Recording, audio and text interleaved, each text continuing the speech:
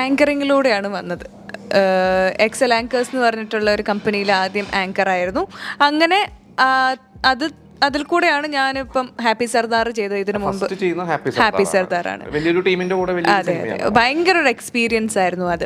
അതിലിപ്പം കാളിദാസ് ആയിരുന്നു ഹീറോ, ബാലു വർഗീസ്, ശ്രീനാഥ് വാസി, അതുപോലെ അമ്മയായിട്ട് മാലാ പാർവതി, അച്ഛനായിട്ട് സിദ്ദിഖ്, അതുപോലെ തന്നെ നമ്മൾ സിനിൽ സൈനുദ്ദീൻ, ഒരുപാട് പേരുണ്ട്. ഇപ്പം നമ്മൾ ആ ഒരു സിസ്റ്റേഴ്സ് ആണെങ്കിലും അഖിലയാണെങ്കിലും ചിപ്പിയാണെങ്കിലും മെറിനാണെങ്കിലും ഞങ്ങൾ ഭയങ്കര ഫണ്ണായിരുന്നു. ആ ഒരു ലൊക്കേഷൻ ഫുള്ള് ഫണ്ണായിരുന്നു.